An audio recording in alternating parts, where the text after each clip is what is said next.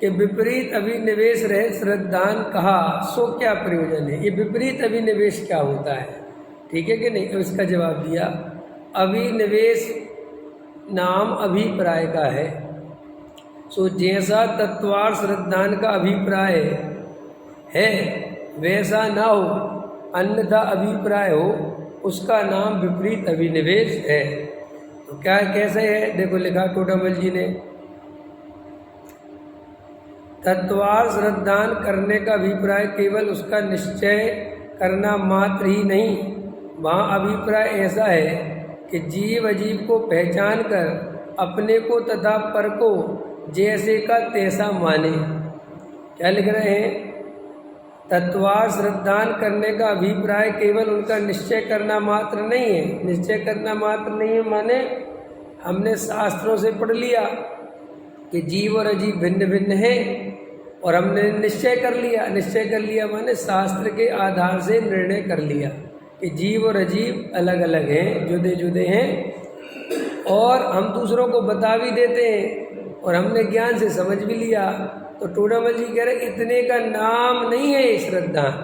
क्या होना चाहिए, वहाँ अभिप्राय ऐसा है कि जीव अजीव को पहचान कर अपने को तथा पर को जैसा का तैसा माने। अभिप्राय माने समझ गए, वो अपने अंतरंग से उसके श्रद्धान में जो जीव अजीव का स्वरूप है वो अपने को, जीव को अपना स्वरूप जाने और अजीव को पुद्गल आदि का स्वरूप जाने, और ऐसा उसके श्रद्धान हो तो वो श्रद्धान सम्यक है।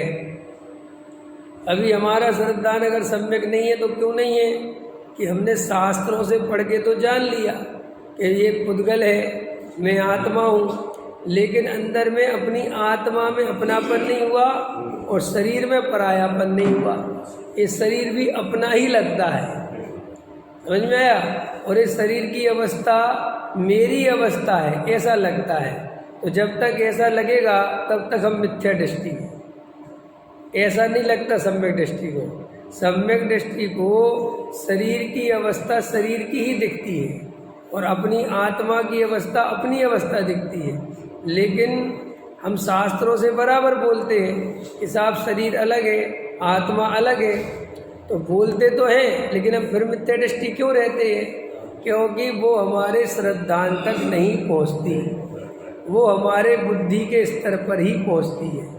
और होता क्या है, बुद्धि के स्तर पर ही हम उसे श्रद्धान का स्तर समझ लेते हैं और लगातार वो सुने अपन तो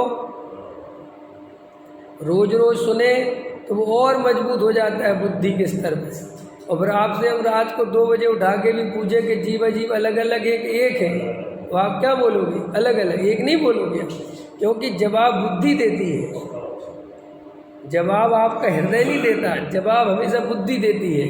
और बुद्धि को कोई भी चीज़ रिपीटेशन करा दोगे लगातार, जैसे देखो मैं आपसे रात को 2 बजे पूछूं या 10 साल बाद भी पूछूं कि 2 और 2 कितने होते हैं, तो क्या बताओगे, 5 और 5 कितने होते हैं, 10।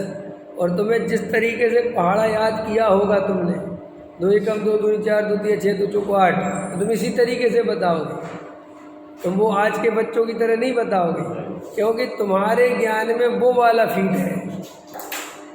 तो अब देखो ये संस्कार कहलाते हैं। इस बच्चे को 2 1 जा 2, 2 1 जा 2, 2 जा 4, 2 3 जा 6, अब इनको ऐसे याद कराया तो वो वैसे याद कर लेता है। तुम्हें 2 एकम 2 2 दूनी 4 2 3 6 ऐसे याद कराया तो ऐसे याद, लेकिन इससे होता कुछ भी नहीं है। इससे कोई तुम विशेष हो या वो कमजोर है या वो विशेष है, तुमको ऐसा नहीं है।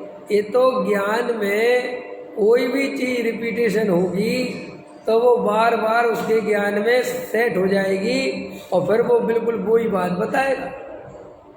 तो जैसे वहाँ पर कोई तुम भले और उससे कुछ नहीं होता याद कर लिया है, ऐसे ही शास्त्रों को पढ़ पढ़ के सीख लिया अपन ने कि जीव जुदा पुद्गल जुदा, आत्मा और शरीर जुदे जुदे हैं, लेकिन अंदर में श्रद्धान में बिल्कुल जो के त्यों रहते हैं। इसलिए होता क्या है, ये जो शास्त्र पाठी होता है ये अपने को भ्रम से ज्ञानी समझ लेता है। क्यों समझ लेता है? क्योंकि शास्त्र पाठ करने से उसे बातें याद हो जाती हैं और वो बातें उसे सही सही याद हो जाती है, तो उसको लगता है कि मैं ज्ञानी हूँ।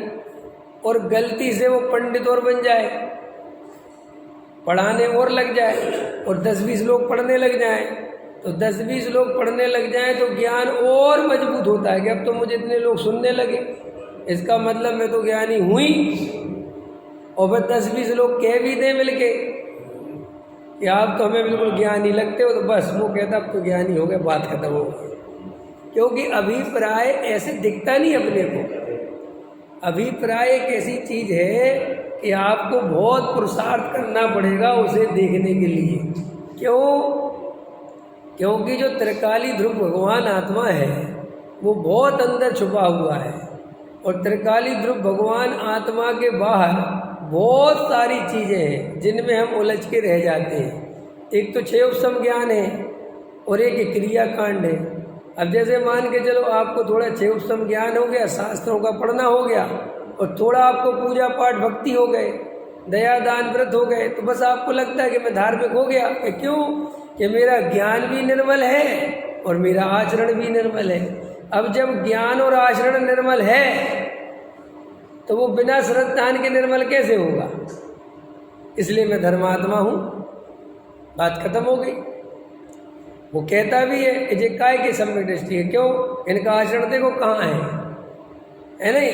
अथवा ये काय के सम्यक दृष्टि, इनको कुछ ज्ञान ही नहीं है, 6 द्रव्यों के नाम ही याद नहीं है, काय की सम्यक दृष्टि होता है कि नहीं होता है? तो अपन क्या करते हैं, अपनी स्वयं की भी और दूसरे की भी नाप ज्ञान और आचरण से, आचरण माने वो बाहरी क्रियाकांड, उससे अपन अपनी और दूसरे की पहचान करते हैं। इसलिए ये 2 चीज़ें एक साथ जिसमें मिल जाएं अपन उसे धर्मात्मा समझ लेते हैं।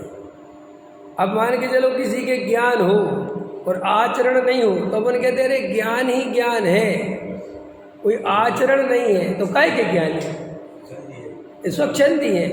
अथवा उल्टा करो, किसी के आचरण हो लेकिन उसे 7 तत्व 6 द्रव्यों के नाम तक पता नहीं हो, तो अपन कहते काय का ज्ञानी? वो क्रिया कांड में लगा है, शास्त्रों की एक बात खबर नहीं है। और ये बात जिसमें दोनों ही मिल जाए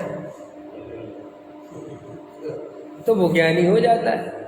इस सरल सच्ची बात बता रहा हूँ मैं। देखो, हाँ, जैसे देखो जो अपने विरोधी पक्ष हैं वे अपने बारे में क्या कहते हैं कि ये लोग शास्त्रों को पढ़ते ही पढ़ते हैं, इनके आचरण में कुछ नहीं होता।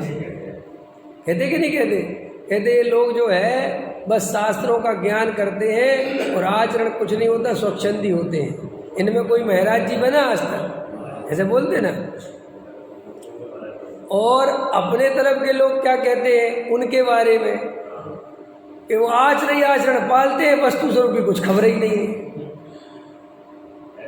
अपन ऐसा बोलते कि साहब आचरण में लगे रहते हैं, ढंग से 7 तत्वों के नाम पता नहीं है। तो वो कुल मिला के हमारा आरोप ये है कि तुम आचरण के साथ ज्ञान लाओ, और उनका आरोप ये है कि तुम ज्ञान के साथ आचरण लाओ। श्रद्धान कोई लाओ ही मत। सम्यक दर्शन से किसी को कुछ लेना देना नहीं, आप समझ गए? और वो सम्यक दर्शन सबका बाप है, वो सम्यक दर्शन के बिना कुछ नहीं होता। और सम्यक दर्शन पे कि दोनों पार्टियों का ध्यान नहीं समझ में आ रही, मूल मुद्दे पे ध्यान नहीं है।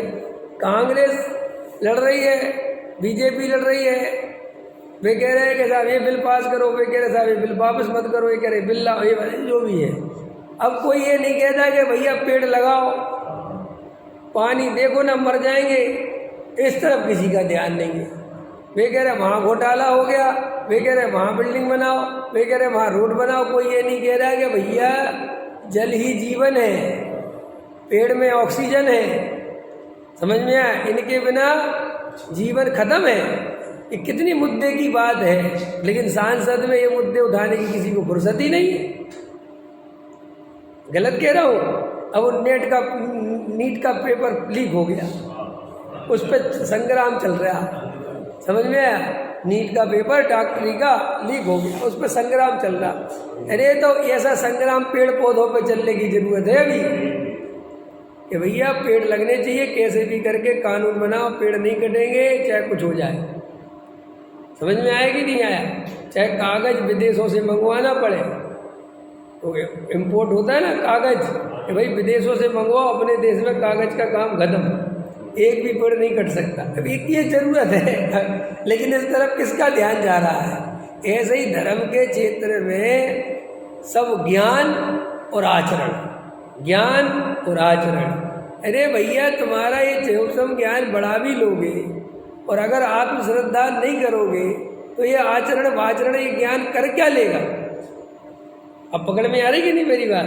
तो देखो यहाँ पे अपन को समझना चाहिए कि ये जो अपन को बुद्धि के स्तर पर बातें याद हो जाती हैं, ये धर्म नहीं है। अंदर धर्म अभिप्राय के बदलने से प्रारंभ होता है। और वहाँ टोडामल जी साहब कह रहे हैं कि अगर अभिप्राय नहीं बदला तो आपके हमारे धर्म नहीं हो सकते।